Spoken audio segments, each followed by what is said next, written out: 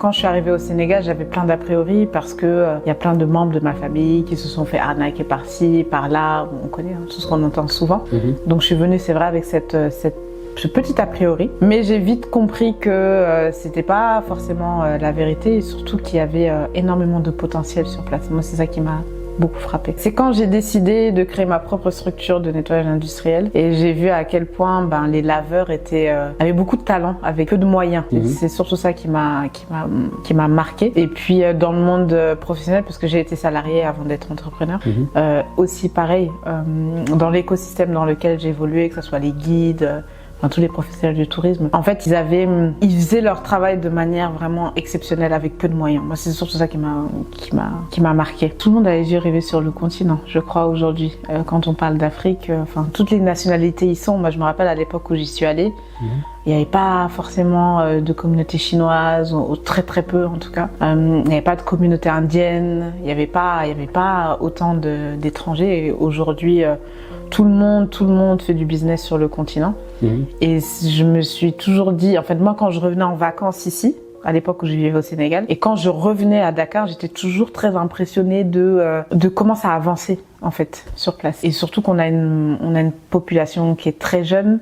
On a un pays qui est en train de se construire et qui doit se construire, donc il y a énormément de potentiel et c'est ce que j'ai vu. J'accompagne des investisseurs, j'accompagne aussi des entrepreneurs à la base. J'accompagne des entrepreneurs, j'accompagne aussi des investisseurs et j'accompagne aussi juste des personnes qui veulent tout simplement rentrer ou trouver du travail. J'ai eu plus d'expérience à Dakar qu'en France. Ah oui? Parce que moi, toute l'expérience que j'ai eue, tout ce que je transmets aujourd'hui, c'est le Sénégal qui me l'a donné en fait. Mais je pense que déjà, à la base, à la maison, c'était déjà très comme ça. Ma mère, elle y allait souvent. Nous, on y allait chaque année aussi. Donc je pense que déjà, dans mon environnement familial, c'était déjà bien ancré. Et d'ailleurs, je remercie mes parents pour ça. Parce que c'est pas toutes les familles franco-sénégalaises qui ont cette chance-là. Mais voilà, moi c'était déjà comme ça, à la maison, on a toujours reçu, toute personne qui arrive du Sénégal arrive chez nous, enfin, ça a toujours été comme ça en fait. Alors ça c'est une ambition d'Autour de Marie de pouvoir s'étendre sur d'autres pays, mais j'ai envie de dire qu'on a assez à faire au Sénégal et on n'a pas encore fini. Et puis j'aime mon pays aussi, donc j'ai 80% de mes 90% je dirais, des gens que j'accompagne sont portés vers le Sénégal, mais l'ambition d'Autour de Marie, c'est vraiment d'aller sur d'autres pays. Alors moi, quand je suis arrivée au Sénégal, je parlais Wolof, je comprenais Wolof, donc c'est pas trop compliqué pour moi.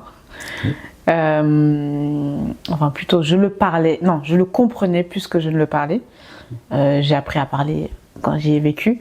Mais pour des personnes qui arrivent, effectivement, au début, on se pose toujours la question, mais on parle pas Wolof, est-ce qu'on va pouvoir s'intégrer, etc. Mais après, je veux dire, le Sénégal est tellement une terre d'accueil, en fait, que la transition se fait très rapidement, finalement.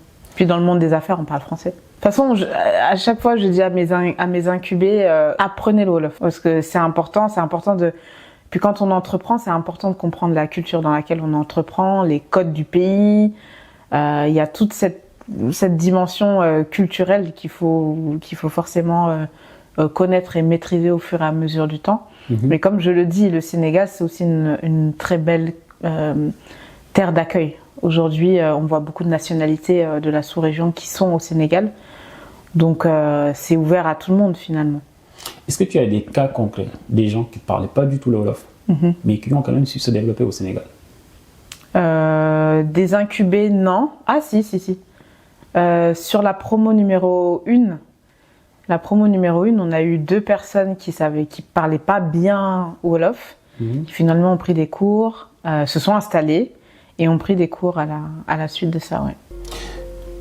Ça t'arrive d'avoir des retours de par rapport à la vie qu'ils ont connue ici en France et la vie d'aujourd'hui qu'ils sont en train de mener au Sénégal? C'est incomparable. Ils sont tous très très contents d'être partis et beaucoup se disent j'aurais dû partir plus tôt. Ça j'entends ça souvent. J'aurais dû partir plus tôt. Il y a 95% de population féminine. Je pense que les hommes ils aiment pas trop se faire accompagner parce que bon, pour eux ils ont peut-être pas besoin, certainement. Mais c'est vrai que les femmes sont plus enclins de se faire accompagner. Et puis les femmes, c'est elles qui souvent portent le projet. Enfin, on a eu des histoires où ça a créé des problèmes au sein des familles. Enfin, voilà. Aujourd'hui, si on veut créer des champions nationaux, on a besoin d'avoir des gens qui se connaissent, qui se maîtrisent, qui connaissent leurs points forts, leurs points faibles. Et donc moi, je me suis formée à la vocation. Donc j'accompagne des gens à trouver leur vocation pour qu'on puisse voir en fait s'il y a une adéquation entre le porteur de projet et son projet. Parce que des fois, on peut vouloir faire quelque chose et se rendre compte qu'on n'a pas forcément soit les capacités ou soit les compétences.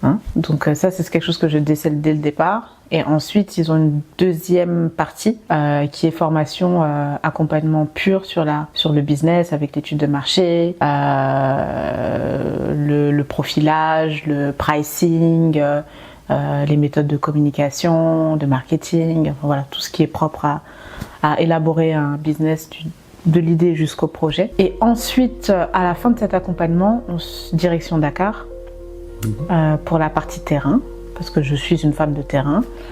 Pour moi, entreprendre au Sénégal sans y être, c'est un peu bizarre.